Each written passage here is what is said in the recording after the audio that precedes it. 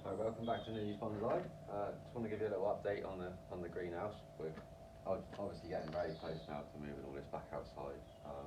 Just the last couple of weeks the weather's been a bit up and down, so we haven't been able to. But within the next couple of weeks, I hope to get it all back outside where it belongs. So we'll just give you a little view round.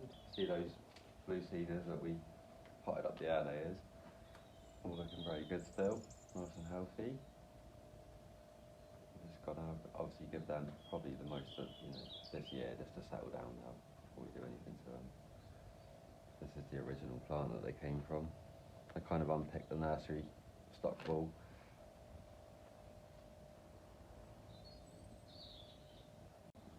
A load of juniper air layers. Most of these were from last year. This one was the one we potted up in that previous video as well. It's all looking very, very good still. We'd like to look underneath. Probably a bit ambitious to expect roots yet, but stranger things have happened. So there's those. Again, they're wanting to get outside now really, but they took on that kind of winter brown colour and now they've gone back to their nice green with these golden tips. So they're looking very good. Again, they were all air layers, even this chunky one here as well. I think we probably showed you this before. And it's put that kind of, when you back a juniper really hard, you kind of get this kind of juvenile growth first. And this one's doing that kind of all over there, so just kind of breaking back into its normal type. But that one there's maybe this year it will start to put out a few new branches, and we'll be able to do something with it. It's a nice piece to have got off in one go.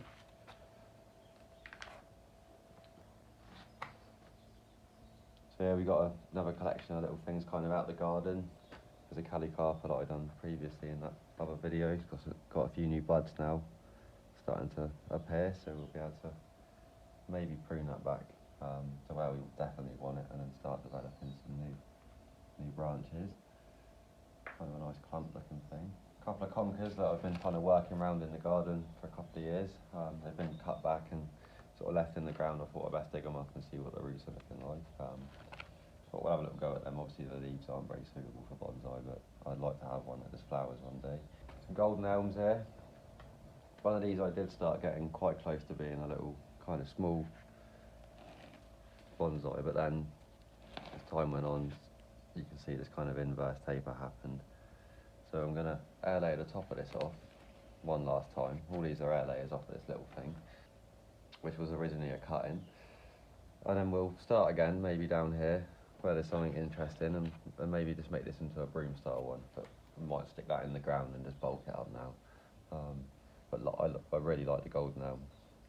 Really, the spring colour is quite amazing there.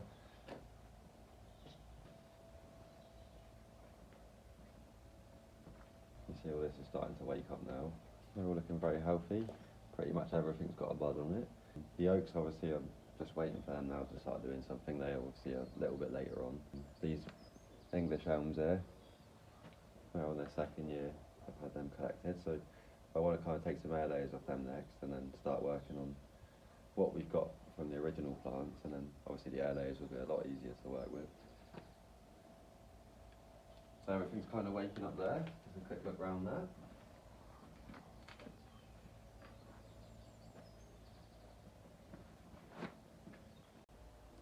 A few cool bits here again. We've got this beach here.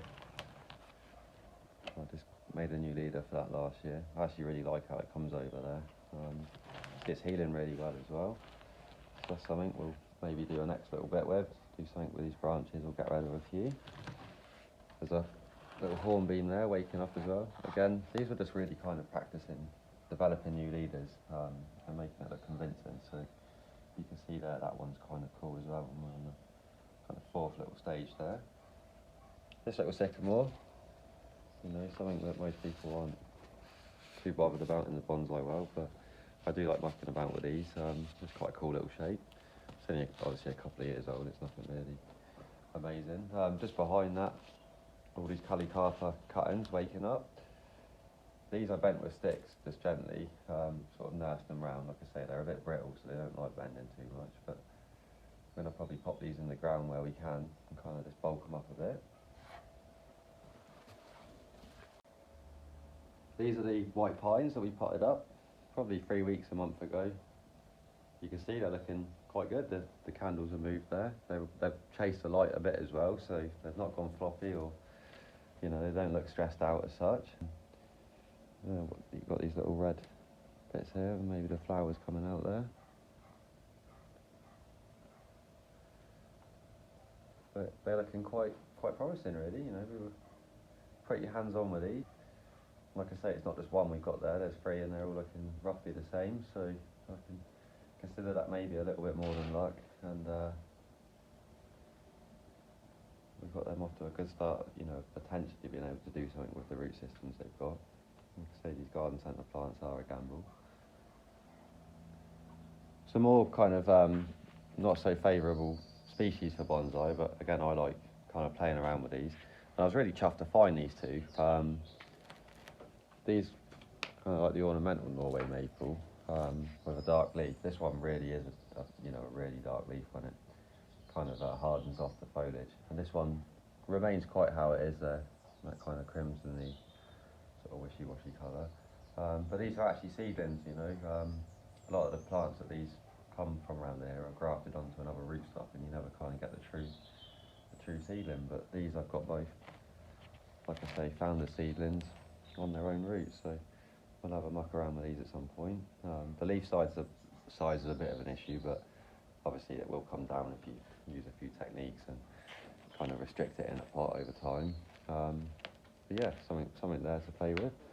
I've got a few more little kind of sycamores just kicking around here that I've been mucking around with for a few years. This one actually has a really nice berry when you uncover it there. I'm just trying to get a few more roots up at the top. You can see the various chops there, and just the healing on these is just phenomenal. That's why I kind of like mucking around with them. Like I say, there's a few there. There's probably about four various sycamores. Another thing I'll say as well with these pots, I did a seed tray full of Acer palmatum seeds, and they were pretty slow to come up. Some of them are here, you see. These are all seedling Acers that I've grown from collected seed. And this one here, quite special, that's from the same tree, believe it or not. Really quite a nice leaf, that. And that's grown off of Acer palmatum in the garden. I'll show you some more of these in a second, but just while I'm on about those, I think I'd give up on the seed tray in the end and spread it round in the top of pots, just to see, I keep an eye on it. And I've noticed now what seems to be a lot of Japanese maples popping up in all my pots.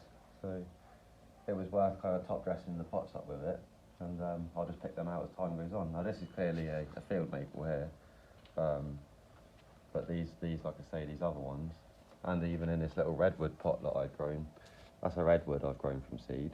And there's two Japanese maples in there as well, so it was definitely worth spreading them around.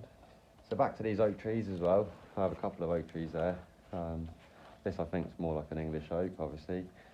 Really nice kind of trunk going on now there. So we just want to fatten that up a little bit more, and then I'll start trying to work on some branches. And this here, I think, is a turkey oak. Again, a really nice kind of trunk there.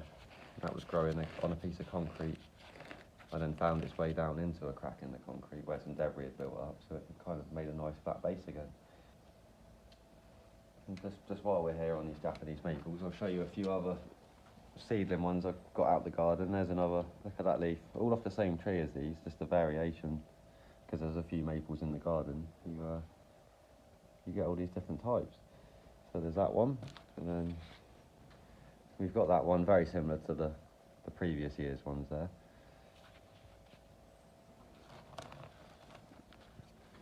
I'll put them to one side, and then, like I say, these other ones here, these are looking a bit sick. I don't know why. They've had the same treatment as the others in the same soil, but we'll see what happens there. Very small little leaves at the moment, but whether I say that's just because the plant's struggling, I'm not too sure yet. Obviously all them little seeders we found growing from seedlings, they're looking quite healthy. The buds are breaking on those now, so I've let them just kind of flop around in the pot, so it'll help kind of with a bit of movement at the bottom, and then we can adjust them when they start showing signs of a little bit of vigour, which they're getting there. We've got various little seedling pines there. I think these are a Monterey pine from a cone we collected that was a couple of years old, and then all those still grew out of there. So it's amazing how tolerant the seeds can be. The little Scots pines we've got here at the back. In the greenhouse here, the candles are extended already. I'll probably start putting them into a basic shape soon. I find pines a bit easier to work with when they're younger, and not that I've produced any credible ones myself yet, but just playing around with pines that are a bit set in their way already. They're a bit more temperamental. These young ones do take a bit more kind of a hands-on approach.